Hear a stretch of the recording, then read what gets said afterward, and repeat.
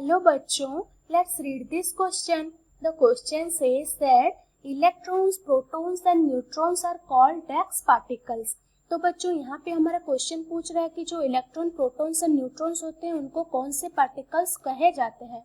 तो बच्चों हमारा यहाँ पे की कंसेप्ट क्या हो जाएगा, यहाँ पे हमारा बच्चों की कंसेप्ट हो जाएगा structure of an atom. Structure of an atom बच्चों यहाँ पे हमारा की कंसेप्ट हो जाएगा। अब बच्चों हमको पता है कि जो एटम होता है, एटम में क्या होता है, इनसाइड में क्या होता है, इनसाइड में एक न्यूक्लियस प्रेजेंट होता है, एक सेंट्रली क्या होता है, एक न्यूक्लियस प्रेजेंट होता है।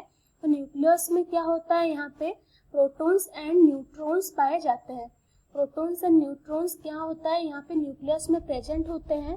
और यहाँ पे क्या होता है, आउटसाइड द न्यूक्लियस बच्चों क्या होता है, आउटसाइड द न्यूक्लियस क्या होता है, इलेक्ट्रॉन यहाँ पे प्रेजेंट होते हैं। Outside the nucleus electron present होते हैं। और ये इलेक्ट्रॉन क्या करता है, इलेक्ट्रॉन जो होता है, इलेक्ट्रॉन क्या करता है, रिवॉल्व करता है न्यूक्लियस के चारों ओर। इलेक्ट्रॉन रिवॉल्व, इलेक्ट्रॉन यहाँ पे क्या करता है, रिवॉल्व करता है, revolve around the nucleus, revolve around the nucleus in a particular orbit.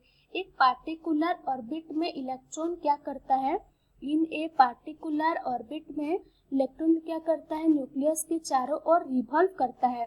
तो बच्चों ये जो इलेक्ट्रॉन, प्रोटॉन एंड न्यूट्रॉन होते हैं वो क्या होते हैं, जो इलेक्ट्रॉन और प्रोटॉन और जो न्यूट्रॉन होते हैं ये हमारा एक्चुअल में सब एटॉमिक पार्टिकल्स होते हैं। ये तीनों हमारा क्या होते हैं, सब एटॉमिक पार्टिकल्स, सब एटॉमिक पार्टिकल्स होते हैं जो क्या करते हैं, व्हिच बिल्ड द एटम, मतलब जो एटम को क्या करते हैं, बिल्ड करते हैं, वो होते हैं इलेक्ट्रॉन, न्यूट्रॉन एंड प्रोटॉन। तो बच्चों यहाँ पे जो इलेक्ट्रॉन होता है वो क्या होता है, इलेक्ट्रॉन जो होता है वो नेगेटिवली चार्ज्ड है। ये क्या होता है, इसका जो चार्ज होता है वो नेगेटिव होता है, ये नेगेटिवली चार्ज्ड होता है। उसके बाद जो प्रोटॉन होता है वो क्या होता है बच्चों, ये होता है हमारा पॉजिटिवली चार्ज्ड, ये पॉजिटिवली चार्ज्ड होता है। और जो बच्चों न्यूट्रॉन होता है वो न्यूट्रल बॉडी होता है। न्यूट्रॉन जो होता है वो क्या होता है, न्यूट्रल होता है। अब एक एग्जांपल लेते हैं। सपोज अब मैं यहाँ पे एक एलिमेंट ले रही हूँ, जैसे यहाँ पे कार्बन 613। तो बच्चों यहाँ पे पता है हमको, जो यहाँ पे नंबर ऑफ प्रोटॉन यहाँ पे कितने हैं, नंबर ऑफ प्रोटॉन यहाँ पे कितने हैं, 6। और ये न्यूट्रल एटम है तो यहाँ पे नंबर ऑफ इलेक्ट्रॉन भी कितने हो जाएंगे, यहाँ पे 6 हो जाएंगे।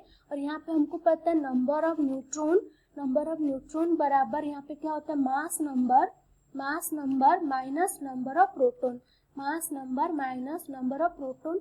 यहाँ पे हमारा मास नंबर कितना है, 13, और प्रोटॉन्स यहाँ पे कितने हैं, 6, तो यहाँ पे न्यूट्रॉन्स भी 7 हो जाएंगे।